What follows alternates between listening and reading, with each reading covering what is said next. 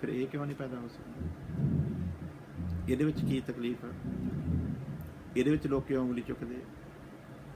ਪਰਮੇਸ਼ਵਰ ਦੇ ਲਈ ਕੀ ਮੁਸ਼ਕਲ ਹੈ? ਕੋਈ ਕੰਮ ਮੁਸ਼ਕਲ ਹੈ ਪਰਮੇਸ਼ਵਰ ਦੇ ਲਈ? ਜੇ ਤੇ ਤੁਸੀਂ ਪਰਮੇਸ਼ਵਰ ਨੂੰ ਗਹਿਰਾਈ ਨਾਲ ਜਾਣਦੇ ਹੋ ਤਾਂ ਫਿਰ ਮੈਨੂੰ ਦੱਸੋ ਕਿ ਪਰਮੇਸ਼ਵਰ ਦੇ ਲਈ ਕੋਈ ਕੰਮ ਮੁਸ਼ਕਲ ਹੈ? ਉਹਦੇ ਲਈ ਕੋਈ ਕੰਮ ਮੁਸ਼ਕਲ, ਕੋਈ ਮੁਸ਼ਕਲ ਨਹੀਂ।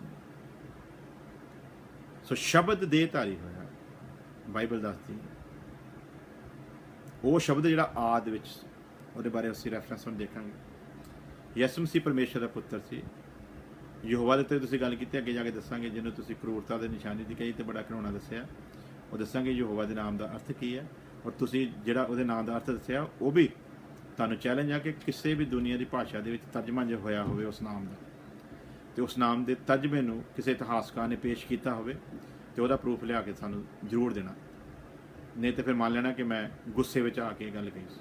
ਠੀਕ ਹੈ ਜੀ, ਚੱਲਦੇ ਹਾਂ ਡੈਨੀਅਲ ਦੀ ਕਿਤਾਬ ਬਾਈਬਲ ਦੇ ਵਿੱਚ, ਓਲਡ ਟੈਸਟਮੈਂਟ ਦੇ ਵਿੱਚ ਡੈਨੀਅਲ ਨਬੀ ਦੀ ਕਿਤਾਬ, ਉਹਦਾ 3 ਅਧਿਆਏ, ਉਹਦੀ 25 ਵਰਸ ਦੇ ਵਿੱਚ ਇਸ ਤਰ੍ਹਾਂ ਲਿਖਿਆ। फिर उसने कहा, अब मैं देखता हूं कि 4 पुरुष आग के बीच खुले हुए टहल रहे हैं और उनको कुछ भी हानि नहीं पहुंची, और चौथे पुरुष का स्वरूप परमेश्वर के पुत्र का सा है। डैनियल नबी के ज़माने में जब शद्रक मेशक अबेदनगो को बादशाह नबूकदनेस्सर ने आग की भट्ठी में इसलिए डाला कि उसने एक मूर्त बनाई और कहा कि जो इसके आगे सजदा नहीं करेगा उसे आग की भट्ठी में डाला जाएगा। शद्रक मेशक अबेदनगो जो खुदा जीवते परमेश्वर को मानने वाले थे, उन्होंने उसकी मूर्ति के आगे सजदा नहीं किया, और उनके सजदा ना करने के कारण बादशाह क्रोध में आया। उसने कहा, भट्ठी की जो आग है उसे 7 गुना और ज़्यादा बढ़ा दो। उठाकर जिन लोगों ने उन्हें भट्ठी में फेंका, वो बाहर ही उनके जो चमड़ी थी वो जल गई। और जब बादशाह ने देखा कि अब उनका कंगाल बन गया होगा, जब गौर किया भट्ठी की तरफ, तो बादशाह टहल कर उठ खड़ा हुआ और उसने कहा कि कितने आदमी फेंके थे? उन्होंने कहा 3। उसने कहा, मैं 4 देख रहा हूँ, 4 चौथे का जो स्वरूप है वो इनके जैसा नहीं, वो परमेश्वर के पुत्र जैसा है। अब बात आती है आपके यहोवा शब्द के ऊपर कि यहोवा कौन था। यहोवा नाम का अर्थ है मैं जो हूँ सो हूँ। क्या अर्थ है जी? मैं जो हूँ सो हूँ। ये सिर्फ बाइबल में ये परमेश्वर अपने लिए नहीं कह रहा। दुनिया का हर धार्मिक शास्त्र को जब आप गहराई से पढ़ते हैं तो पता चलता है परमेश्वर जैसा कोई दूसरा है ही नहीं। वो जो है सो है, उसकी तुलना किसी के साथ की जा सकती, वो निराकार है। उसका कोई रूप कोई स्वरूप आप बना बना ही नहीं सकते। ये है अर्थ यहोवा नाम का कि मैं जो हूँ सो हूँ। जब तू इसराइलियों के पास जाए तो उन्हें कहना, तुम्हारे बाप दादाओं के परमेश्वर अब्राहम इसहाक याकूब के परमेश्वर ने मुझे तुम्हारे तक पहुंचा। यदि वो पूछे कि उसका नाम क्या है तो बताना, मैं हूं नामी ने मुझे तुम्हारे पास भेजा है। मैं हूं यहोवा नाम का अर्थ है। जो आपने अर्थ बताया वो बताना हमको। आगे जाकर देते हैं, ये यहोवा जिसको आपने क्रूरता का प्रतीक किया, इसकी मोहब्बत कितनी है। आदम ने उल्लंघना की, हुक्म की, पाप कर डाला। आदम को कहा था कि जब तू खाएगा फल तो मर जाएगा। वो रिश्ता आत्मिक था जो जिस रिश्ते की मौत हुई, मर गया। बागे अदन से निकाल दिया गया, चारों ओर पहरा लगा दिया गया। बागे अदन से निकाला, अपने दिल से नहीं निकाल सका। न्यायी परमेश्वर था, पाप पर सजा लानी ही लानी थी। और वहीं से यीशु मसीह के आने की भविष्यवाणी हुई, स्त्री की संतान आएगी। जितनी भी संतानें हैं वो पुरुष से मानी जाती हैं, और वहीं पर लिखा गया स्त्री की संतान आएगी। बागे अदन से ही आदम की निकालते वक्त ही कह दिया था स्त्री की संतान आएगी जो यीशु के रूप में इस जहान। भैया बहुत लंबा सब्जेक्ट है, इतनी जल्दी सरल होने वाला नहीं। अगर वाकया ही आपको सिखाने का और सीखने का शौक है तो रूबरू कहीं मीटिंग का अरेंजमेंट करो, फिर बैठकर बातें करेंगे, बहुत मज़ा आएगा। खुदा आपको बहुत लंबी आयु दे, आपके साथ बातें करने का बड़ा मज़ा आएगा रूबरू बैठकर। और मैं दुआ करता हूँ खुदा से आपके साथ रूबरू बैठने का वो मौका ज़रूर दे, फिर मज़ा आएगा कि यीशु मसीह क्या है और क्यों इस जहान में आया, जिसे आपने इतनी घटिया तुलना दी है। और हमको कोई अफसोस नहीं है क्योंकि वो तो जब सलीब पर चढ़ाया गया, लोगों ने उसके मुंह के ऊपर थूका, उसको थप्पड़ मारे, यहाँ तक किया, तो उसने कहा पिता माफ़ कर। इसलिए हमको भी कोई इतना गुस्सा नहीं है आप लोगों के ऊपर कि आप क्या कह रहे हैं, क्योंकि आपको उसके बारे में ज्ञान ही नहीं है, इसलिए हमको आपकी कोई बात का बुरा लगता ही नहीं है। बाग एदन से निकाला, दिल से नहीं निकाला। और फिर इसे बाग एदन में लाने के लिए अपने प्यारे पुत्र को इसकी जगह पर कुर्बान किया। पाप के ऊपर सजा लानी थी। सलीब के ऊपर जो लटकाया गया वो यीशु के रूप में पाप था। इसलिए लिखा यीशु मसीह ने पाप, मौत और शैतान के ऊपर जीत हासिल की, आपके लिए और मेरे लिए। हम सब पाप के गुलाम हैं और पापमय जीवन जी रहे हैं। इस पाप से छुड़ाने के लिए यीशु की कुर्बानी है। यीशु की कुर्बानी किसी जात के लिए, किसी मजहब के लिए, किसी कौम के लिए, किसी देश के लिए, किसी परिवार के लिए नहीं, सारे मनुख जाति दे लिए, सारी मनुख जाति और ਅਸੀਂ ਸਭੇ ਹੀ ਆਉਂਦੇ ਉਹਦੀ ਕੁਰਬਾਨੀ ਉੱਤੇ ਗੱਲ ਕਰੀ ਤੇ ਬਹੁਤ ਲੰਬਾ ਸਬਜੈਕਟ ਛਿੜੇਗਾ, ਬਾਅਦ ਵਿੱਚ ਕਰਾਂਗੇ, ਕਿਉਂਕਿ ਤੁਸੀਂ ਬਾਈਬਲ ਪੜ੍ਹਦੇ ਹੋ, ਤੁਹਾਡੇ ਨਾਲ ਗੱਲ ਕਰਨ ਦਾ ਮਜ਼ਾ ਆਵੇਗਾ ਆਉਣ ਵਾਲੇ ਸਮੇਂ ਦੇ ਵਿੱਚ। ਸੋ ਯਹੋਵਾ ਪਰਮੇਸ਼ਵਰ ਦਾ ਵੀ ਮੈਂ ਤੁਹਾਨੂੰ ਦੱਸਦਾ, ਤੇ ਹੁਣ ਤੁਸੀਂ ਦੱਸਣਾ ਵੀ ਉਹ ਕਰੋੜ ਕਿੱਦਾਂ ਸੀ। ਉਹਦੀ ਮੁਹੱਬਤ ਦਾ ਲਿਖਿਆ यूहन्ना 3:16 में, परमेश्वर ने जगत से ऐसी मोहब्बत की कि उसने अपना इकलौता पुत्र दे दिया, ताकि जो कोई उस पर विश्वास करे वो नरक की आग में न जाए, बल्कि हमेशा की जिंदगी। ये परमेश्वर की मोहब्बत क्रूरता नहीं है। अब सवाल आता है यहोवा कौन था। बाइबल को जब इंग्लिश में पढ़ोगे ना, तो यहाँ पर यहोवा शब्द आया है, वहाँ पर उसका जो ट्रांसलेशन किया गया वो लॉर्ड लफ्ज़ है। क्या लफ्ज़ है? यहाँ पर यहोवा शब्द आया, वहाँ पर शब्द क्या उच्चारण किया गया? लॉर्ड। यहाँ पर परमेश्वर ने कार्य किया गया, वहाँ पर शब्द आया गॉड। तो लॉर्ड बनकर जो काम करता रहा पुराने नियम में, वो यीशु मसीह ही था, जो आदि में परमेश्वर के साथ था और आज तक परमेश्वर के साथ ही है। हालेलुया।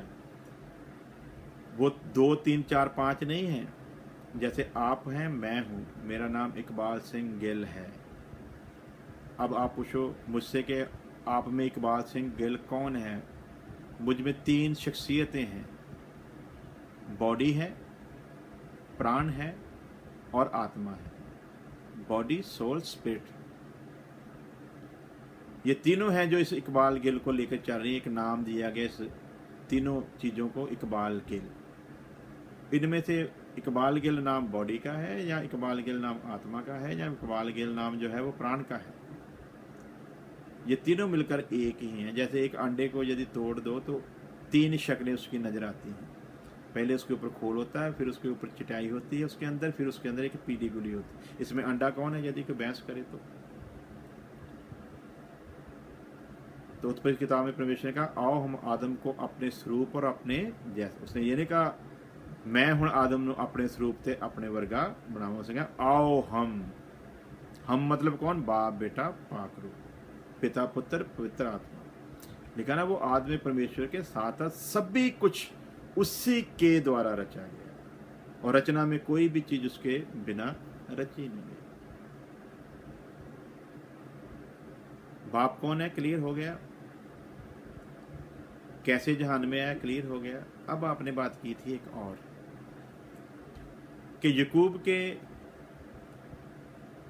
जो बच्चे थे उसमें उसकी एक बेटी थी जिसका नाम दीना था, और उसके एक पुत्र का नाम यूसुफ था। और आपने व्याख्या की है कि वो यूसुफ जो था वो मरियम का पति था। यार आप कहते हो कि मैं 2002 से बाइबल पढ़ रहा हूँ, मुझे तो बड़ा अफसोस हो रहा है। जहाँ तो आप झूठ बोलते हो, जहाँ फिर आपकी याददाश्त कम है। दोनों ही कंडीशनों में बड़ी शर्मनाक बात है, क्योंकि यदि तो आप झूठ बोलते हो तो एक गुरु सिख को झूठ नहीं बोलना चाहिए। यदि नहीं पढ़ते हो तो कह दो कि नहीं पढ़ते हो। क्यों लोगों में अपने नाम को जगाना चाहते हो कि मैं बाकी ग्रंथों का भी बड़ा ज्ञान रखता हूँ? यदि पढ़ी होती बाइबल तो आपको यूसुफ के बारे में पता होता, आप ये कहने की गलती कभी ना करते कि ये वही यूसुफ था जो मरियम का पति था। अब्राहम से लेकर 42वीं पीढ़ी में जाकर यीशु मसीह का जन्म हुआ, और जिस यकूब के बेटे की आप बात करते हो वहां तक अब मैं लेकर जाता हूँ। अब्राहम से इसहाक पैदा हुआ, इसहाक से यकूब पैदा हुआ, यकूब से 12 बेटे पैदा हुए, और वो जो 12 बेटे पैदा हुए उसमें जो उसका 11वां पुत्र था उसका नाम यूसुफ था, और 12वें पुत्र का नाम बिन्यामीन था। अब एक उनके बेटी पैदा हुई जिसका नाम दीना था। अब्राहम से इसहाक, अब्राहम से इश्माइल, और इसहाक से फिर याकूब, और याकूब से फिर उसके 12 पुत्र, और 11वें पुत्र का नाम यूसुफ था। उसकी व्याख्या भी आपने गलत की है। फिर आप कहते हो कि मैंने बाइबल पढ़ी है। तो मुझे लगता है कि आपके पास कोई गलत बाइबल पहुंच गई है जो आपने पढ़ी है, क्योंकि अगर सही बाइबल पढ़ी होती तो फिर आप ऐसी गलती ना करते। 42वीं पीढ़ी में जाकर यूसुफ पैदा हुआ, यीशु मसीह पैदा हुआ। 42वीं पीढ़ी में जाकर, अब्राहम से लेकर यीशु तक 42वीं पीढ़ी, 42 जनरेशन, 41 बीत चुकी थी। 42वीं जनरेशन में जाकर यीशु मसीह का जन्म हुआ। तो आपने कैसे कह दिया कि वो यूसुफ जो था वो मरियम का पति था? इसका मतलब आपने बाइबल पढ़ी नहीं है, लोगों में नंबर बना रहे हो कि मैं बड़ा ज्ञानी हूँ। अब तो मुझको ये भी शक होने लगा कि जिन जपों का आपने बात की है वो आपने सिर्फ रटे हुए हैं कि उनके नाम आप उनका जप करते नहीं हो, लोगों में प्रभाव डालना चाहते हो कि मैं बड़ा गुरी ज्ञानी हूँ। यदि होते तो फिर ऐसा झूठ बिल्कुल ना बोलते। अब बाइबल पढ़ना फिर मुझको बताना कि मैं ठीक कह रहा हूँ या आप ठीक कह रहे हो। यदि आप ठीक कह रहे होंगे तो भी लोगों को बताना फेसबुक पर, और यदि मैं कह रहा हूं तो भी बताना लोगों को कि भाई ने सही कहा था। अभी बात समझ में आ गई? 42वीं पीढ़ी में जाकर यीशु मसीह पैदा हुआ, अब्राहम से लेकर अब यूसुफ की पीढ़ी तक पहुंचते हैं। अब्राहम एक पीढ़ी, इसहाक दूसरी पीढ़ी, याकूब तीसरी पीढ़ी, यूसुफ चौथी पीढ़ी। इसके बाद 37 पीढ़ियां और बीती, और उसके बाद एक और पीढ़ी आई जिसमें यीशु मसीह पैदा हुआ। तो आप कौन सी बाइबल पढ़ते हो मेरी समझ से बाहर है। फिर आपने कहा कि पोप जो है वो इंग्लैंड में रहता है। ये भी बड़ी हैरानकुन बात थी कि आप जैसा बंदा जो इतना ज्ञान रखता है उसको पता नहीं पोप कहाँ रहता है। बच्चे बच्चे को पता है कि पोप रोम में है, आपको पता नहीं है, क्योंकि आपने गर्मजोशी में दिया ना, खून खो रहा था आपका, अंदर एक आग लगी हुई थी कि मैंने लोगों को बताना है कि मैं बड़ा अणख वाला सिख हूं। काश आपने ज्ञान से जीता होता तो मजा आ जाता, पर ज्ञान है नहीं ना, बताते हो पर है नहीं है, इसलिए ऐसी बातें करके, वरना करते नहीं। आपने बताया ना इनकी बाइबल में कुछ नहीं है। अब पूछो मुझसे, मैं तुमको सारी बाइबल खोल के बताऊंगा, कहीं से भी सवाल करो, हर सवाल का जवाब दूंगा। अब पता चल गया ना पिता कौन है, पुत्र कौन है। अब आगे चलते हैं क्या क्या है। यीशु कैसे परमेश्वर का पुत्र है, सवाल आप लोग जो करोगे वो मैं आपको बताता हूं। आदि में वचन था, वचन परमेश्वर के साथ था, और वचन ही परमेश्वर था, यही आदि में परमेश्वर के साथ था। यानी कि इसकी व्याख्या इस तरह से हम लोग करेंगे कि परमेश्वर को आज तक किसी ने देखा नहीं है, या तो उसका शब्द सुना गया, जहां उसको रोशनी उसकी देखी गई, लाइट देखा गया, उसको आज तक किसी ने देखा ही नहीं। उसके सिर्फ शब्द को सुना है, जो उसके अंदर से शब्द निकलता है उसका नाम यीशु मसीह। आदि में शब्द था, यानी परमेश्वर की पहचान ही शब्द थी। वही शब्द जिसके द्वारा धरती रची गई, आकाश बनाया गया, वही शब्द जो देहधारी हुआ, उसी शब्द का नाम यीशु मसीह, जिसके द्वारा पूरी कायनात बनाएगी, पूरा यूनिवर्सल बनाया गया, ये वो शब्द है। और शब्द जिसके द्वारा इतना कुछ रचा गया, उस शब्द के लिए एक देह बनना कोई मुश्किल बात। यदि इतना कुछ बन सकता है, वो तो वाणी भी कहती है ना कि शब्द से धरती बनी, शब्द से आकाश बना, शब्द से प्रकाश हुआ। यदि इतना कुछ हो सकता है तो एक बदन क्यों नहीं बन सकता? भाई साहब कहाँ खोए हुए हो? जवाब दो। अब जवाब देना पड़ेगा, गुस्से से नहीं, पूरी मोहब्बत के साथ वेरवा देकर, गुस्से से नहीं। हालेलुया। देखते हैं आगे। तीसरी आयत में लिखा सब कुछ उसी के द्वारा पैदा किया गया और पैदा की हुई चीज़ों में से कोई भी चीज़ उसके बिना उत्पत्ति नहीं की गई, पैदा की नहीं गई। उसके शब्द के बिना कुछ भी पैदा ही नहीं हुआ। उसमें जीवन था और जीवन मनुष्य की ज्योति थी और ज्योति अंधकार में चमकती थी और अंधकार ने उसे ग्रहण नहीं किया। आज भी अंधकार के लोग ग्रहण, आपने तो कुछ भी नहीं बोला यीशु मसीह के खिलाफ, और बोलते। भाई परमजीत अकाली ने भी कुछ नहीं बोला। शायद आपने सुना होगा साधु सुंदर सिंह बड़े ऊंचे खानदान से था। आप लोग कहते हैं गरीबों को ये लोग लालच देकर बनाते हैं, बड़े ही ऊंचे खानदान से ताल्लुक रखता था वो आदमी। आपने तो कुछ भी नहीं किया। उसने तो बाइबल का एक एक पन्ना लेकर फाड़ कर उसे आग में जलाया था। एक एक पन्ना लेकर फाड़ा, आग में जलाया। बाद में वही साधु सुंदर सिंह पूरी दुनिया में एक निशान छोड़कर गया। पूरा जीवन यीशु मसीह में गुजारा। आज दुनिया में वैसा दोबारा पंजाब में वैसा संत पैदा ही नहीं हुआ जिसका नाम साधु सुंदर सिंह था। बाइबल को जलाने वाला पंजाब का सबसे बड़ा प्रचारक था। उसकी बॉडी नहीं मिली आज तक।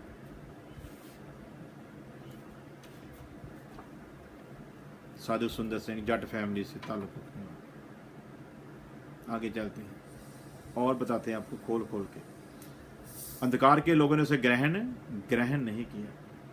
यूहन्ना की इंजील उसका 1 अध्याय उसकी 13 और 14 वर्ष। अब मैं बताता हूं कि वो पैदा कैसे हुआ। वह ना तो लहू से, ना शरीर की इच्छा से, ना इंसान की इच्छा से, परंतु परमेश्वर से उत्पन्न हुआ। लहू से नहीं, शरीर से नहीं, ना संसारिक इच्छा से, ना इंसान की इच्छा से, बल्कि परमेश्वर से पैदा हुआ। जैसा हमने पहले पढ़ा, यीशु मसीह कहा मैं परमेश्वर से निकल कर आया। वो परमेश्वर से पैदा हुआ। जो आप पूछा था ना भाई परमजीत ने कि उसका बाप का पता नहीं, अब यहाँ पर साफ क्लियर किया जा रहा है कि उसका बाप कौन है। बोलता मैं उसमें से निकल कर, यानी जैसे सूरज से किरण निकल कर आती है ना, किरण लेकर आती है रोशनी, सूरज नहीं धरती पर आता। उसी तरह परमेश्वर को किसी ने उसमें निकल के आई एक किरण जिसका नाम यीशु था ना, उसने कहा कि जगत की ज्योति में हूं। हालेलुया। आगे चलते हैं और देखते हैं। वह ना तो लहू से, ना शरीर की इच्छा से, ना मनुष्य की इच्छा से, परंतु परमेश्वर से पैदा हुआ और वचन देहधारी हुआ और अनुग्रह और सच्चाई से परिपूर्ण होकर हमारे बीच डेरा किया। और हमने उसकी ऐसी महिमा देखी जैसी पिता के इकलौते की, जैसी मैंने आपको पहले बताई है कि जब शद्रक मेशक अबेदनगो को आग की भट्टी में डाला ना, तो बादशाह डर कर खौफ के मारे खड़ा हो गया। बोलता कितने डाले थे? बोलते 3 डाले थे। बोलता मैं 4 देख रहा हूँ, और चौथे का जो रूप है वो परमेश्वर के पुत्र जैसा है। और यहाँ पर फिर वही बात क्लियर हो रही है। वो ओल्ड टेस्टमेंट में थी, अब न्यू टेस्टमेंट में उसकी साखी दी जा रही है कि हमने उसकी ऐसी महिमा देखी जैसी परमेश्वर के इकलौते की, यानी कि सूरज से निकलने वाली किरण की जैसी रोशनी होती, वैसी रोशनी, सेम वैसी ही, कोई भेदभाव नहीं। इसीलिए यीशु मसीह ने कहा मैं और पिता एक है। फिर उसने बोला पिता का दर्शन कराओ। यीशु मसीह ने कहा जिसने मुझे देखा उसने मेरे बाप को देखा। यूहन्ना की इंजील 1 अध्याय उसकी 18 वर्ष में लिखा है, जिस वो बेटा जो बाप की गोद में था उसने उस बाप की सूरत को प्रकट किया। मेरे ख्याल से काफ़ी रेफरेंस है, और भी चाहिए होंगे तो आगे चलकर देते रहेंगे। आगे बढ़ते हैं। तीसरी बात, हम लोगों के विचार। लेकिन हम इन बातों को क्यों नहीं समझते? क्यों नहीं समझते उसके बारे में यूहन्ना की इंजील 3 अध्याय उसकी 12 वर्ष में लिखा है, मैंने तुमसे पृथ्वी की बातें कही और तुम प्रतीत नहीं करते। यानी कि इंसानों की तरह बोलता, मैं शरीर के लोगों की तरह तुम्हारे साथ बातें कर रहा हूँ, कोई उसमें बुझारत नहीं डाल रहा हूँ, सीधी सीधी बातें कर रहा हूँ, वो भी तुम्हारी समझ में आती नहीं है।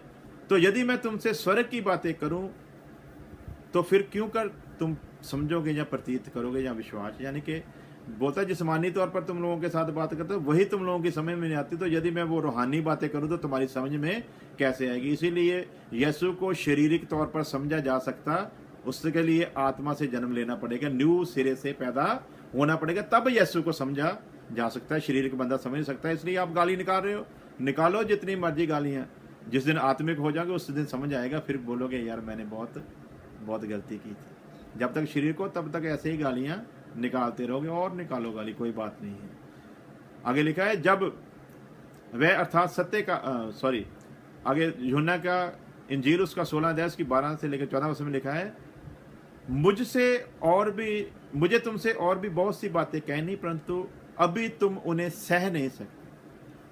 कैसी बातें कहनी? बहुत सी। यीशु मसीह कहता है मैं तुम लोगों के साथ बातें, शागिर्दों से, 12 शागिर्दों से बात कर रहा है और कह रहा है मैंने तुमसे बहुत सारी बातें कहा, अभी तुम सह नहीं सकते। परंतु जब वह अर्थात सत्य का आत्मा, सच्चाई का आत्मा आएगा तो तुम्हें सब सत्य का मार्ग बताएगा, क्योंकि वह अपनी ओर से ना कहेगा, परंतु जो कुछ सुना है वही कहेगा और आने वाली बातें तुम्हें बताएगा। और 14 वर्ष में लिखा है, वह मेरी महिमा करेगा, क्योंकि वह मेरी बातों में से लेकर तुमको बताएगा। अपनी ओर से कुछ बोलेगा नहीं, वो बताएगा कि यीशु मसीह कौन था, कैसे आया, किस लिए आया। और ये यीशु मसीह उसी पर प्रकट होगा जिसको ये सत्य का आत्मा, पवित्र आत्मा मिला होगा। वैसे ही उसके बिना उसको समझना नामुमकिन है, इसीलिए लोगों की समझ में भी आता नहीं है। आगे चलते हैं, इसको और खोलते हैं। जेनेसिस की किताब 1 अध्याय उसकी 1 से 4 वर्ष। आदि में परमेश्वर ने आकाश और पृथ्वी की सृष्टि की। पृथ्वी बेडोल और सुनसान पड़ी थी और गहरे जल के ऊपर अंधेरा था, तथा परमेश्वर का आत्मा जल के ऊपर मंडलाता था। तब परमेश्वर ने कहा उजाला हो, और उजाला हो गया। और परमेश्वर ने उजाले को देखा अच्छा है, और परमेश्वर ने उजाले को अंधेरे से अलग किया। लिखा ना, शब्दों दे, शब्दों तरत, शब्दों आकाश, शब्दों शब्द होया प्रकाश। और यहाँ पर वो बात का वर्णन आता है कैसे प्रकाश हो। पानियों के ऊपर मंडलाता था, शब्द निकला परमेश्वर के मुंह से और कहा उजाला हो, तो उजाला हो गया। शब्द के द्वारा उजाला हुआ। हालेलुया। आगे बढ़ते हैं और ज़्यादा इसको खोलने के लिए। जेनेसिस 1:26। आपने यहोवा को क्रूरता की निशानी दी ना, अब देखो परमेश्वर ने बनाते वक्त इस इंसान के लिए शब्द का इस्तेमाल की। शब्द के साथ उसने सब कुछ बना दिया, जो जीव जंतु, उड़ने वाले पशु पंछी, पानी के जीव जंतु, सब कुछ रच दिया। शब्द बोला, मिट्टी को बोला ये पैदा करो, मिट्टी ने कर दिया। पानी को बोला ये पैदा करो, सब कुछ जैसा जैसा शब्द निकलता गया। लिखा ना कि शब्द के द्वारा सब कुछ पैदा हुआ, शब्द के बिना कोई भी चीज पैदा नहीं हुई। और अब जब बंदे को बनाने की बारी है ना, तब उसने ये नहीं कहा ए मिट्टी एक बंदा भी बनाकर खड़ा कर दे। जब बंदे को बनाने की बारी है, फिर लिखा 1:26 में, जेनेसिस की बाइबल की पहली किताब, परमेश्वर ने कहा हम मनुष्य को अपने स्वरूप और अपनी समानता में बनाएं, और वह समुद्र की मछलियों, आकाश के पंछियों, घरेलू पशुओं और सारी पृथ्वी पर और सब रेंगने वालों पर, जंतुओं पर और पृथ्वी पर रेंगते और हर चीज पर वो अधिकार रखे। तब परमेश्वर ने मनुष्य को अपने स्वरूप के अनुसार उत्पन्न किया, अपने ही स्वरूप के अनुसार परमेश्वर ने उसको उत्पन्न किया, नर नारी करके उसने मनुष्य की सृष्टि की। और परमेश्वर ने उनको आशीष दी और उनसे कहा फूलो फलो और पृथ्वी में भर जाओ और उसको अपने वश में कर लो, और समुद्र की मछलियों तथा आकाश के पक्षियों और पृथ्वी पर रेंगने वाले सब जंतुओं पर अधिकार रखो। इसको बनाते वक्त ये अधिकारी कि उसको जो दिए ना, उसकी बातें हो रही हैं। एक हाथी बिगड़ जाए, उसे कंट्रोल करना बड़ा मुश्किल है। ये हाथी के ऊपर बैठकर ले जाता है। पंजाबी जी कह रही है कि सांड बिगड़ जाए ना तो पूरे पिंड में वक्त पै जाता है, तो एक कल्ला बंदा छोटी जी लाठी के नाल 100 सांड नूं लई फिरदा। यहाँ पर पता चलता है ये अधिकार क्यों दिए गए थे। आपने बोला ना बाइबल ऐसी ही किताब है, यशाया नबी की किताब आपके पास है, पढ़ना 17 अध्याय। दमिश्क में आज जो हुआ है ना, यीशु मसीह से 700 साल पहले खुदा के बंदे ने पहले से भविष्यवाणी की थी कि दमिश्क उजड़ जाएगा, वो डंगरों की चारगाह बनेगा, वहाँ कोई बसने वाला नहीं होगा। आज वो सीरिया में सब कुछ ही हुआ है, पढ़ना। और जिस इसराइल के बारे में आप बात करें, वो चौराहों का खानदान है, ये है वो है। इसके साथ ही मैं आपको एक वीडियो भेज रहा हूँ इसराइल के बारे में, तेरे रोंगटे खड़े हो जाएंगे जब सुनोगे ना इसराइल के बारे में क्या हस्ती है। तो फिर दोबारा कभी इसराइल के बारे में ऐसी बात शब्दावली यूज नहीं करोगे। अब यीशु मसीह के बारे में बताते हैं कि जिसके बारे में वो चरवाहों में से, यीशु मसीह ने तुमको भेड़ कहा है। क्यों भेड़ के नाई इंसानों को बोला है? इसलिए बोला है क्योंकि हम लोग लाई लागे हैं। एक भेड़ जहाँ जाती है सभी उसी तरफ चली जाती हैं। हम ऐसे ही हैं सभी लोग, आप भी हैं, मैं भी उन्हीं में हूँ। हम सबको भेड़ बोला है उसने, इसलिए उन्होंने बोला कि मैं अच्छा चरवाहा हूँ, मैं अपनी भेड़ों के लिए अपनी जान देता हूँ। आप भी उसकी भेड़ हो, मैं भी, सारी मनुष्य जाति उसी की भेड़ें हैं। वो भेड़ चारने वाला नहीं था, वो कोई चरवाहा नहीं था जिसको जिस्मानी तौर पर उसके बाप का दर्जा दिया गया ना, यूसुफ जिसका नाम था, वो आदमी तरखान था। पढ़ना बाइबल को, फिर आपको पता चलेगा। तरखान का काम करता था उसका बाप, जिसको जिस्मानी तौर पर उसका बाप यानी कि मरियम का पति कहा गया है। आगे बढ़ते हैं। बनाया, अधिकार दिया हर चीज पर। ये बिगड़े हुए इंसान ने आगे जाकर सारे प्लेन बनाए। यदि पाप ना करता तो आज परमेश्वर के समान होता। यूहन्ना की इंजील 17:5 में लिखा है, और अब हे पिता तू अपने साथ मेरी महिमा उस महिमा से कर जो जगत के होने से पहले मैंने तेरे साथ, यानी कि मैंने पढ़ा है आदि में शब्द था। अब यहाँ पर वो फिर क्लियर करता है, अपनी उस महिमा के साथ मेरी महिमा कर उस संगति के कारण जो शुरू से मेरी तुम्हारे साथ थी। संगति कैसी थी? परमेश्वर का शब्द परमेश्वर के अंदर था। वो शब्द बाहर एक देह लेकर आया जिसको पुत्र का नाम दिया गया, जबकि है वो खुद ही है इंसान के छुटकारे के लिए, जिसको आप क्रूर बोलते हैं ना। इसी इंसान को बचाने के लिए खुद सलीब पर चढ़ा ताकि पाप का नाश हो सके, पाप के वश से इंसान को छुड़ाया जा सके। आपने गुरमंत्र की बात की थी भाई साहब कि हिंदुओं के पास गुरमंत्र है, मुसलमानों के पास गुरमंत्र है, हमारे गुरु ने हमको गुरमंत्र दिया, इनके पास कोई गुरमंत्र नहीं है। सबसे पहले मसीह ने हमको मंत्र पढ़ने वाला नहीं बनाया। हमारी भक्ति पढ़ने वाली भक्ति नहीं, करने वाली भक्ति है। बुल्ले शाह ने कहा ना, जितनी मर्जी पोथियां पढ़ ले, कोई फायदा होने वाला नहीं। बाइबल में भी सुलेमान ने कहा, ज्यादा पोथियों का रचना पढ़ना भी शरीर को थकाना ही है। पढ़ने से नहीं, मुंह से राम राम कहने से कुछ फायदा होने वाला नहीं है। राम की जो शिक्षा है उसके ऊपर जीवन चलाने के लिए तैयार करो, फिर फायदा है। गुरु का नाम जपने से कोई फायदा नहीं है। गुरु की दी हुई शिक्षा अपने जीवन में लागू करो, लोगों को आपके अंदर आपका गुरु नजर आए। उसे कहते हैं गुरमंत्र। जैसा गुरु ने हुक्म दिया वैसा अपने आप को बना लिए कि सच्चा सिख। जब अमृत छकता है, जात पात ऊंच नीच वैर विरोध हर चीज से वो ऊपर उठ जाता है, उसको कहते हैं गुरु का सिख। उसी को गुरु मंत्र पढ़ने की जरूरत है। वही है जो पढ़ता। अब आपको बताता हूँ यीशु मसीह कौन सा गुरु मंत्र देकर गया जो संसार के किसी भी गुरु ने नहीं दिया। देखें, यूहन्ना की इंजील 4 अध्याय उसकी 20 से लेकर 24 वर्ष पर पहले पढ़ेंगे। एक सामरी औरत के पास यीशु मसीह गया जिनके साथ यहूदी लोग मिलते नहीं थे। ये एक अलग बस्ती थी। वहां पर जब यीशु मसीह गया, उस औरत के साथ वार्तालाप हो रही है। उस औरत ने कहा, हमारे बाप दादाओं ने इसी पहाड़ पर भजन किया और तुम कहते हो कि वह जगह यहाँ भजन करना चाहिए वो यरूशलेम है। वो कह रहे कि हमारे बाप दादों ने वही जिस पहाड़ के बारे में मूसा ने जिक्र किया, तो मूसा के समय परमेश्वर ने जिक्र किया, वो बोलते हमारे तो पुरखों ने बोला कि इस पहाड़ पर बंदगी करनी है, तुम कहते हो यरूशलेम में करनी है। अब यीशु मसीह गुरु मंत्र दे रहा है। हालेलुया। आपने बाइबल पढ़ी नहीं है, आपने झूठ बोला कि आपको 2002 से बाइबल पढ़ रहे हो। यदि बाइबल पढ़ी होती तो आप ऐसी बातें नहीं करते। यीशु ने उससे कहा, हे नारी, मेरी बात की प्रतीत कर कि वह समय आता है कि तुम लोग ना इस पहाड़ पर ना यरूशलेम में भक्ति करोगे। कहां पे करनी, अभी वो बता रहा है। तुम जिसे नहीं जानते उसका भजन करते हो। यानी कि विश्वास ही है, जानते जूनते नहीं हो। अब यीशु मसीह क्या कह रहा है उस औरत को, जानते नहीं हो वैसे ही करते हो, और हम जिसे जानते हैं उसका भजन करते हैं, क्योंकि उधार यहूदियों यानी मुक्ति वहीं से निकलनी थी। अब आगे जाकर यूहन्ना अपने खत में लिखता, पहले खत में, कि ए अजीजो, हम उस खुदावंद खुदा, उस प्रभु, उस यीशु का प्रचार करते हैं जिसे हमने अपनी आंखों से देखा और अचानक झोला या नहीं पिया, उसे अपनी आंखों से देखा और गौर से देखा, जिसे हमने अपने हाथों से छुआ, उस यीशु का प्रचार करते हैं। हालेलुया। और कैसे अब यीशु मसीह गुरमंत्र दे रहा है, देखना थोड़ा।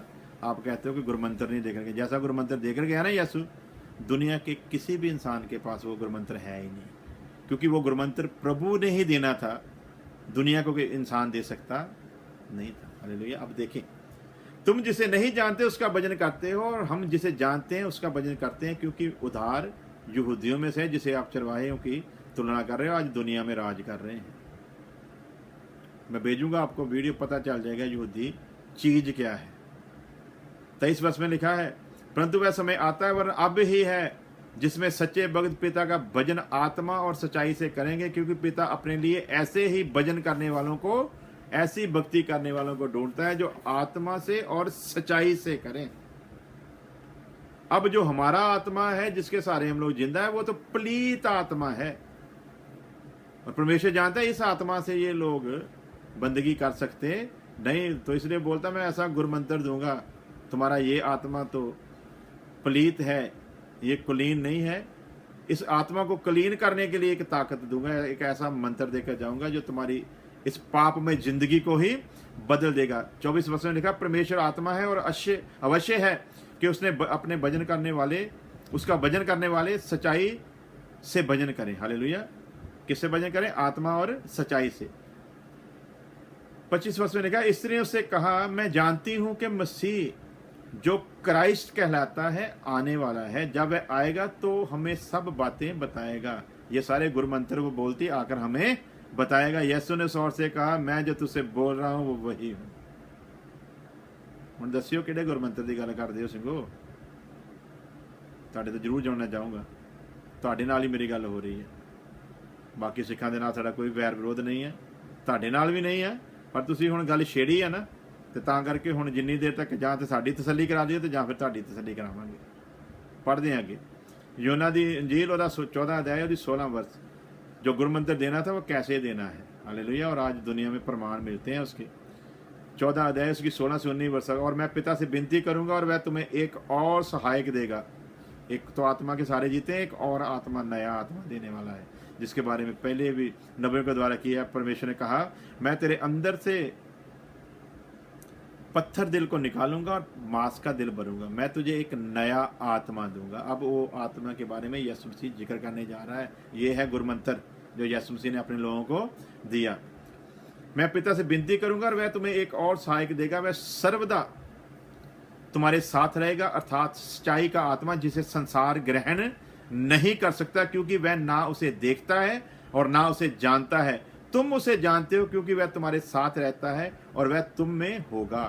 पहले तो आत्मा के द्वारा मरियम जो थी वो गर्भवती हुई, शब्द जो था फरिश्ता लेकर आया, पाकरू उसे उसके गर्भ में लेकर आया। अब वो जो आत्मा से जन्मा वो शारीरिक रूप में उनके साथ है। अब वो कहता है कि मैं जाऊंगा और जिस आत्मा ने शरीर धारण किया था, परमेश्वर का आत्मा, वो फिर तुम में आ जाएगा। हालेलुया। मैं तुमको अनाथ छोड़ूंगा नहीं। हालेलुया। ये वो प्रभु है जो हमारे अंदर रहता है। हालेलुया।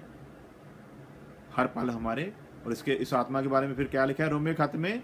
आत्मा आप तुम्हारे लिए आहें भर भर के प्रार्थना करता है। वो खुद हमारे साथ व्याकुल हो उठता है। पढ़ते हैं आगे। तुम उसे जानते हो क्योंकि वह तुम्हारे साथ रहता है, वह तुम में होगा। मैं तुम्हें अनाथ ना छोड़ूंगा, मैं तुम्हारे पास आता हूं। थोड़ी देर रह गई है कि संसार मुझे ना देखेगा, परंतु तुम मुझे देखोगे, इसलिए कि मैं जीवित हूं और तुम भी जीवित रहोगे। ये आत्मिक बातें हैं जो शारीरिक लोगों की समझ में आने वाली नहीं है। यीशु मसीह भी जिंदा हुआ और आज भी आकाश पर परमेश्वर के दाहिने हाथ विराजमान है और बोलता है जैसे मैं हमेशा के लिए जीवित हूं वैसे तुम भी हमेशा के लिए जीवित रहोगे। और अब देखते हैं कि जिस आत्मा की वो बात कर रहा है, जिस गुरु मंत्र की वो बात कर रहा है ना, वो सिर्फ बात ही नहीं थी। यीशु मसीह सलीब पर लटकाया गया, यीशु मसीह कब्र में रखा गया, तीसरे दिन मुर्दों में से जी उठा, 40 दिन इस संसार में रहा, लोगों को दर्शन देता रहा। 40वें दिन 500 लोगों की हाजिरी में वो आकाश पे उठाया गया और फरिश्तों ने साखी दी, जैसे तुम इसे आकाश पर जाते देख रहे हो वैसे ही क़यामत के समय तुम इसको आते भी देखोगे। हालेलुया।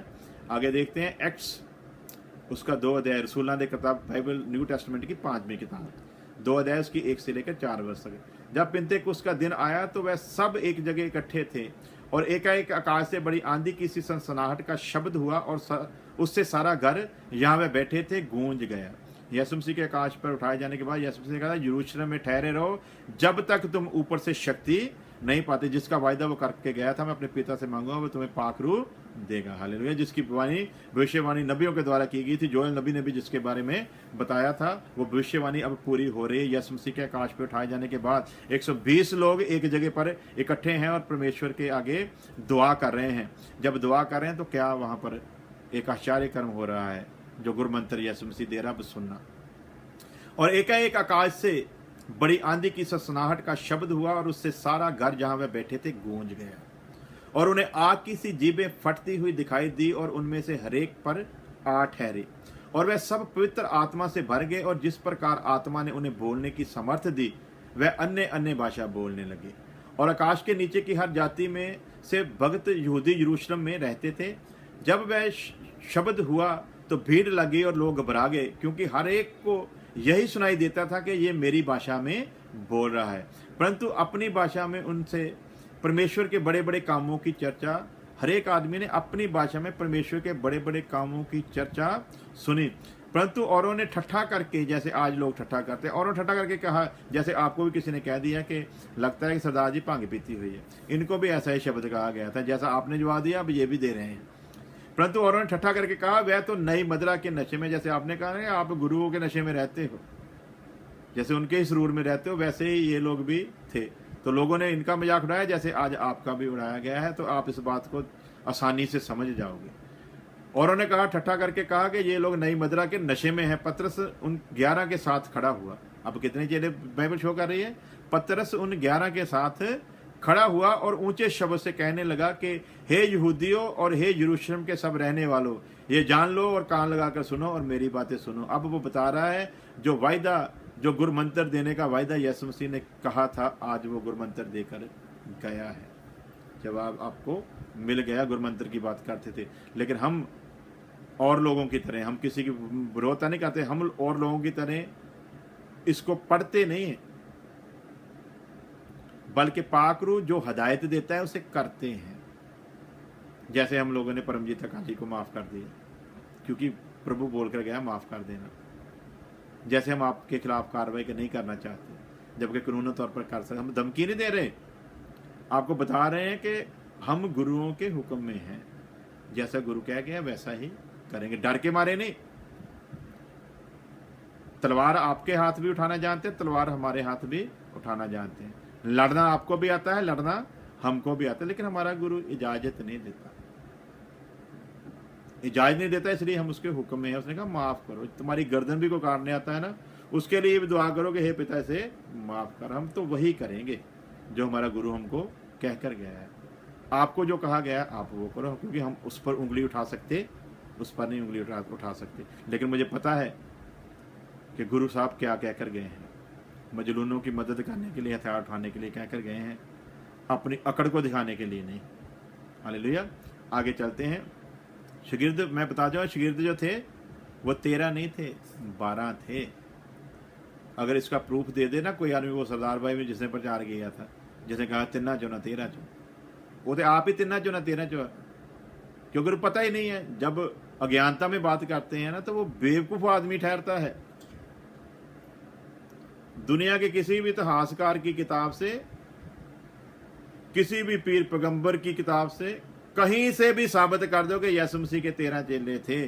जिस दिन साबित कर दोगे ना कि यीशु मसीह के 13 चेले थे और 13 के 13 इनकार कर गए थे, उसी दिन आपके पास आ जाएंगे, सरेंडर कर देंगे, आपको उस्ताद मान लेंगे, अमृत छक लेंगे, हम लोग भी सिख बन जाएंगे। वरना प्लीज, जैसे आपको दुख लगता है ना कि आपकी वाणी को कोई तोड़ मरोड़ रहा है, तो दूसरों की वाणी को भी तोड़ मरोड़ो, क्योंकि जिनके अपने घर शीशे के हों वो दूसरों पर पत्थर नहीं बरसाते। हालेलुया।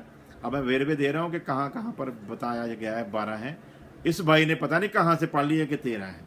ये पश्चिम का कोई कल्चर होगा, इसराइल का कल्चर नहीं है। ये पश्चिमी लोगों की कोई सभ्यता होगी, बाइबल की कोई सभ्यता नहीं है। यीशु के जीवन की कोई भी ऐसी बात सामने नहीं आती। अब चेलों के नाम बता रहा हूँ, 12 के 12 के। मत्ती की किताब 10 अध्याय उसकी 2 से लेकर 5 वर्ष तक। और 12 शागिर्दों के नाम ये हैं। पहला शमौन जो पतरस कहलाता है, उसका भाई अंद्रयास, जब्दी का पुत्र याकूब और उसका भाई यूहन्ना, फिलिप्पस और बरतुलमै, थोमा और महसूल लेने वाला मत्ती, हल्फे का पुत्र याकूब और थदई, शमौन कनानी, यहूदा इस्करियोती जिसने उसको पकड़वाया भी था। इन 12 को यीशु ने ये आज्ञा देकर भेजा कि अन्य जातियों की ओर ना जाना और सामरियों के किसी नगर में प्रवेश ना करना। तुम इस पर बाकी सारे यहूदिया में तुम जाओ और यहूदियों में जाकर, अपने लोगों में जाकर इस बात का प्रचार करो। आगे मरकस की इंजील उसका 6 अध्याय उसकी 7 वर्ष में लिखा है, और वह 12 को अपने पास बुलाकर उनको 2-2 करके भेजा। कितने करके भेजा? 12 बुलाए और 2। ये नहीं लिखा कि 5 का ग्रुप 2-2 करके भेज दिया, या 6 का ग्रुप 2-2 करके भेज दिया, बाद में 1 को सिंगल को भेज दिया। क्या लिखा है यहाँ पर? 12 को बुलाया और 2-2 करके भेजा। मरकस की इंजील 6 अध्याय उसकी 7 वर्ष, लूका की इंजील 9 अध्याय 1 वर्ष और 12 वर्ष। फिर उसने 12 को बुलाकर उन्हें सब दुष्ट आत्माओं को और बीमारियों को दूर करने की समर्थ और अधिकार दिया, जब दिन ढलने लगा, 12 वर्ष में लिखा है, जब दिन ढलने लगा तो 12 ने आकर उससे कहा भीड़ को विदा कर। हर जगह 12 का ही जिक्र आ रहा है। आपके इस बंदे ने पता नहीं कहां से 13 पढ़ा है, हमको बता देना यदि कहीं मिले। आगे यीशु मसीह की शागिर्दों ने क्यों इनकार किया था? आप लोग बोलते हैं ना कि वो भाग गए थे। पतरस उल्टा सलीब पर लटकाया गया, पौलुस का गर्दन जो थी कुल्हाड़े से काटी गई, यकूब को आरे से चीरा गया। बाकी मैं अगली सीडी में आपको बताऊंगा कि जैसी मौतें इनको दी गई ना, नीरो बादशाह के जमाने में बब्बर शेरों के सामने डाल दिए गए। उस जमाने में इनके ऊपर राल लगाकर इनको दरख्तों के साथ बांध दिया जाता था और आग लगा दी जाती थी। इनका जिस्म आहिस्ता आहिस्ता अंदर से गलता था और बादशाह लोग उस रोशनी में अपनी महफिल सजाते थे। बलिदान की वेदी जरूर पढ़ना, उसके बाद आप कभी ये नहीं कहोगे कि आप, मैं और बताता हूँ, इस वक्त जब मैं आपसे बात कर रहा हूँ ना, इस वक्त भी सैकड़े मसीही लोग यीशु मसीह की गवाही के कारण मर रहे हैं, उनकी मौत हो रही है। नॉर्थ कोरिया में 1 लाख से ज़्यादा क्रिश्चियनों को वहाँ के तानाशाह ने जेल में बंद कर दिया और वहाँ पर जो तस्वीर उन्हें दे रहे हैं आप सोच भी नहीं सकते। अभी लेटेस्ट बात है, उसने कहा कि मेरे आगे सजदा करो, मैं ही तुम्हारा खुदा हूँ। 5 मसीही प्रचारकों को उन्होंने कहा परमेश्वर के सिवा किसी के आगे ये सिर झुक सकता नहीं है। लोक के ऊपर जो बिछाते हैं ना, जब सड़क बनाते हैं उसके ऊपर जो ठेला चलाते हैं, उसने कहा इसके नीचे रौंद दिए जाओगे। उन्होंने कहा फिर भी तेरे आगे सजदा नहीं करेंगे। अभी लेटेस्ट खबर है, उस ठोले के साथ उनको कुचल डाला, लेकिन उन्होंने अपने प्रभु का इनकार नहीं किया, सच के लिए मर गए। सिंह साहब, करोड़ों लोगों की कुर्बानियां हुई हैं मसीहत में, करोड़ों लोगों की। बताएंगे आगे जाकर आपको। यीशु मसीह के शागिर्दों ने क्यों इनकार किया? यूहन्ना की इंजील 17 अध्याय उसकी 12 वर्ष। जब मैं उनके साथ था, यीशु मसीह कहता, तो मैंने उन्हें तेरे उस नाम से जो तूने मुझे दिया है उनकी रक्षा की। मैंने उनकी चौकसी की और विनाश के पुत्र को छोड़कर, यानी कि यहूदा इस्करियोती जिसने उसे पकड़वाया था, देखा कि विनाश के पुत्र को छोड़कर उनमें से मैंने किसी का नाश नहीं होने दिया, इसलिए कि पवित्र शास्त्र की बात पूरी, पवित्र शास्त्र में पहले ही लिखा गया था कि यीशु मसीह ये दुख सिर्फ अकेला ही उठाएगा, वो अपने दुख में किसी को शामिल भी होने नहीं देगा। इसलिए पहले से परमेश्वर की ये योजना थी कि शागिर्द जो है वो हटेंगे। जब परमेश्वर ने योजना बना ली तो इंसान क्या करेगा? भागे नहीं थे, परमेश्वर की योजना का एक प्लान था। यदि भागने वाले होते तो बाद में मसीहत का प्रचार ही ना निकलता। उसी देश से निकला, यरूशलेम से ही प्रचार निकला, और यरूशलेम में ही पहले ही प्रचार में 3000 लोगों ने यीशु मसीह को कबूल किया। जब यीशु मसीह चला गया और शागिर्दों ने प्रचार किया। यदि शागिर्द भाग गए थे, छोड़ गए थे, इनकार कर गए थे, तो यीशु मसीह का प्रचार कैसे हुआ? 75% दुनिया के लोग आज क्रिश्चियन है, फिर प्रचार कैसे हुआ यदि वो इनकार कर गए थे? लोगों को जब बताना होता तो थोड़ा सोचा करो कि हम लोग क्या कह रहे हैं। उसने साफ यीशु मसीह कह रहा है, मैंने किसी का नाश होने नहीं दिया। क्यों नाश होने नहीं दिया? क्योंकि जो लिखित लिखी गई थी नबियों के द्वारा, वो लिखित पूरी हो सके। इसलिए सलीब पर जब लटका, जान देने से पहले कहा, ऐ बाप, जो काम तूने मुझे दिया था वो पूरा हुआ। कोई भी बात उसने अधूरी छोड़ी नहीं। आत्मिक मतलब है शारीरिक तौर पर समझ सकते।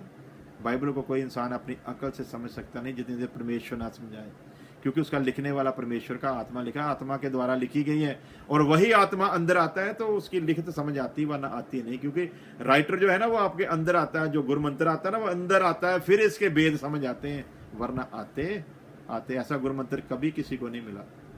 हालेलुया। और आगे चलकर और देखते हैं क्यों ऐसा हुआ है। नंबर 1 कि ये प्लान थी, परमेश्वर की योजना थी, नबियों के द्वारा कहा गया था, इसलिए शागिर्दों ने उसको छोड़ा था। उस वक्त उससे पहले भविष्यवाणी की है। जैसे इसकी किताब पढ़ेंगे, और यहोवा ने देखा कि मनुष्यों की बुराई पृथ्वी पर बढ़ गई है और उनके मन के विचार जो कुछ उत्पन्न होता है लगातार बुरे होते हैं, और यहोवा पृथ्वी पर मनुष्य को बनाने से पछताया और वह मन में अति खेदित हुआ। तब यहोवा ने सोचा कि मैं मनुष्य को जिसकी मैंने सृष्टि की है पृथ्वी के ऊपर से मिटा दूंगा, क्योंकि क्या मनुष्य, क्या पशु, क्या रेंगने, हर चीज को मैं नाश कर दूंगा। आपने कहा ना क्रूर है, क्यों क्रूर है? परमेश्वर पाप देख ही सकता नहीं। इस आदमी को बड़े मकसद से बनाया है, इसके अंदर वो पाप को बर्दाश्त करता ही नहीं है, और वो इसीलिए यीशु मसीह को भेजा। यीशु मसीह के नाम का अर्थ ही है पापों से छुड़ाने वाला, कि ये इंसान पाप से छूटे और परमेश्वर के राह पर चल सके। किसी जात, किसी मजहब की स्थापना करने के लिए नहीं बनाया यीशु मसीह को भेजा, बल्कि इसलिए भेजा कि गुनहगार तौबा करे, पाप से पश्चाताप करे, मुड़ आए। हालेलुया। और अब देखते हैं कि जिसको आप क्रूर बोलते थे ना, उसने क्रूरता का जो कारण था वो क्या हुआ था, और वो आज भी होता है। जब हम लोग परमेश्वर की मुखालफत में जाते हैं तो देखते हैं कि कोई अच्छे काम के लिए जा रहा है, कोई दर्शन करने जा रहा है किसी पवित्र स्थान में, बस गिर जाती है, खड्ड में मर जाते हैं लोग। क्यों? या तो अच्छे काम के लिए रहे, मर क्यों रहे हैं? आपके पास जवाब है, मुझको देने की जरूरत नहीं है। जिस यहोवा परमेश्वर का आपने क्रूर कहा, उसके बारे में अब और देखते हैं। उस समय पृथ्वी परमेश्वर की दृष्टि में बिगड़ गई थी, जेनेसिस 6:13 में लिखा है, और उपद्रव से भर गई थी। और परमेश्वर ने पृथ्वी पर दृष्टि की तो क्या देखा कि वह बिगड़ी हुई है, क्योंकि सब प्राणियों ने पृथ्वी पर अपनी अपनी चाल चलन बिगाड़ ली थी। परमेश्वर ने नूह से कहा, सब प्राणियों का अंत करने का प्रश्न मेरे सामने आ गया है, क्योंकि उनके कारण पृथ्वी उपद्रव से भर गई है, इसलिए मैंने उनको पृथ्वी समेत नाश कर डालूंगा। अब परमेश्वर ने जिसको इतनी मोहब्बत से बनाया था, बागी एदन से निकाल भी दिया, दिल से नहीं निकाला, लेकिन ये इंसान दिन प्रतिदिन जो था ना, वो क्रूर होता जा रहा था। परमेश्वर क्रूर नहीं था, जैसा परमेश्वर चाहता था वैसा बना नहीं। फिर भी परमेश्वर ने इस वंश को चलाने के लिए 8 लोगों को बचाया। लिखा जो धर्मी था उसे बचाया। धर्मी को कभी वो नाश नहीं करता। क्रूर को तो आप भी नाश करते हो। मैं अभी 2-4 बातें आपके मजहब के खिलाफ या गुरुओं के खिलाफ बोल दूं, आप ढूंढोगे मुझको, आप नहीं क्रूर होते। तो जब गुरु की तलीम आपके अंदर है तो आप कैसे क्रूर हो सकते हो जी? ऐसे ही परमेश्वर भी होता है। 9 गुरुओं ने अच्छी तालीम दी ना कि नहीं भाई कोई बात नहीं, जुल्म कोई करता भी है तो डोंट वरी। गुरु तेग बहादुर जी ने गर्दन आगे कर दी, तो फिर गुरु गोविंद सिंह जी ने आके तलवार उठाई ना। मकसद था, इसलिए उठानी पड़ी, कारण बन गया, उठानी पड़ी। बिना कारण के नहीं उठाई। परमेश्वर बिना कारण के क्रूर नहीं हुआ, तो कारण था भाई। 10वें पातशाह के तलवार उठाने के पीछे कोई कारण था, नहीं तो वो भी बाकी गुरुओं की तरह कह सकते थे नहीं हमने ऐसा नहीं। कारण बन जाता है, तब होता है ऐसा। क्या लिखा कि पृथ्वी जो थी वो बढ़ गई थी, और तब नूह के ऊपर उसकी नजर पड़ी जो धर्मी था। एक इंसान था जो परिवार समेत परमेश्वर का खौफ मानता, उसको बचाया परमेश्वर ने। और अब जब नाश किया तो उसका कारण अब आगे जाकर न्यू टेस्टमेंट की किताब, रोमन की किताब उसका 1 अध्याय की 26 से लेकर 28 वर्ष तक लिखा। इसलिए परमेश्वर ने उन्हें नीच कामनाओं के वश छोड़ दिया, यहाँ तक कि उनकी स्त्रियों ने स्वाभाविक व्यवहार को उससे जो स्वभाव के विरुद्ध था बदल डाला। यानी कि आज जो हो रहा ना, ये यूरोप देशों में लोग लड़का लड़के के साथ शादी करे, लड़की लड़की के, ये सारी क्रूरता उस समय हुई थी जो परमेश्वर बर्दाश्त ही नहीं कर सकता था। अब ये अंत समय की निशानियां फिर आ गई। उस वक्त भी ये सब कुछ हुआ था, अब भी हो रहा है। समझो समाज सिर पर है, ज्ञान को हासिल करने का भी समय है। उस वक्त ये सब कुछ हुआ था जो आज यूरोपियन कंट्रियां जो है जिसकी इजाजत दे रही हैं। हालेलुया। वैसे ही 27 वर्ष में क्या, वैसे ही पुरुष भी स्त्रियों के साथ स्वाभाविक व्यवहार को छोड़कर आपस में, अब मैं बताऊंगा नहीं, आप समझ गए होंगे। पुरुषों ने पुरुषों के साथ मुंह काले किए, और जब उन्होंने परमेश्वर को पहचानना ना चाहा, इसलिए परमेश्वर ने भी उन्हें उनके निकम्मे मन पर छोड़ दिया कि ऐसे ही नाश हो जाएं। और आप कहते हो कि परमेश्वर क्रूर है। कहां पर क्रूर है जी? हथियार उठाने के लिए तो कृष्ण ने भी बोला था अर्जुन को। आखिरकार भीष्म पितामह ने कहा था मैं तुझसे भी हथियार उठाऊंगा। भीष्म पितामह ने कृष्ण को भी हथियार उठाने के लिए मजबूर कर दिया था। आप बोलते हो यहोवा क्रूर है। कैसे क्रूर है जी? श्री रामचंद्र ने रावण का नाश करने के लिए हथियार नहीं उठाया, उठाना पड़ा। वजह थी, वजह को समझना है भाई। ये नहीं कहना कि रामचंद्र को हथियार क्यों उठाना पड़ा या क्यों, सवाल नहीं करना है, वजह को समझना है। जब वजह समझ आ जाएगी तो सब कुछ समझ आ जाएगा। जब ये सब उठा सकते हैं तो परमेश्वर इतने घिनौने काम को कैसे बर्दाश्त कर। आप कितने गुस्से से कह रहे हो यार, इन्होंने अपनी बहनों के साथ, इन्होंने अपनी बेटियों के साथ, इनका इतिहास ही ऐसा। आपको गुस्सा आ रहा है उन बातों को सोचकर, परमेश्वर को कितना आया होगा सोचना। रोमियो 10:3 में लिखा, क्योंकि वह परमेश्वर की धार्मिकता से रोमियो 10:3, क्योंकि वह परमेश्वर के धर्म से अनजान होकर अपने धर्म को स्थापित करने का यत्न करते हैं। क्योंकि वह परमेश्वर के धर्म के अधीन होना चाहते हैं। हम सब ऐसे ही हैं, आप भी, मैं भी, सब ऐसे ही हैं, अपने धर्म को स्थापित करने के चक्कर में लगे हुए हैं। उसके लिए चाहे किसी धर्म को कितना भी बुरा कहना पड़े, किसी को कितना भी नीचा दिखाना पड़े, लेकिन असल धर्म जो है वो परमेश्वर है। परमेश्वर में धार्मिकता बसती है। वही जो एकस है जिसके हम वारिक हैं, वही जो एक नूर है जिससे हम निकल कर आए हैं, उसके धर्म को स्थापित करो वीर जी। इंसानों के बनाए हुए धर्म को स्थापित करने का यत्न मत करो। परमेश्वर का धर्म इंसानियत है, इंसानियत को स्थापित करो। आप जानते हो, हम लोग यदि गर्मजोशी में बयानबाजी करें, मैं अमेरिका में बैठा हूं, आप भी अपने डेरे पर ही बैठे रहोगे, परमजीत भी कहीं निकल जाएगा, वो भाई जिसने कहा तेना जो न तेना जो, वो भी। लेकिन हमारी मूर्खता के कारण कितने बेकसूर लोग मरेंगे। जब हम मरकर उसके सियासत के सामने जाएंगे ना, इन सब लोगों का हिसाब देना पड़ेगा। हमारा एक बयान, एक गर्मजोशी का बयान यदि सैकड़े लोगों की जान ले ले, तो हम किसी मर्द की औलाद नहीं, इंसान कहलाने के काबिल नहीं। जोश उतना ही दिखाओ जिसमें धार्मिकता भी बनी रहे और लोग आपको सराहें, आपको दुआएं दें, आपको बद दुआ ना दें। अब इसको सुनना, फिर जवाब देना, फिर सवाल करना, फिर आपके साथ मुकातिब होंगे। लंबा टाइम चलेगा। रब तुहाडे नाल हो।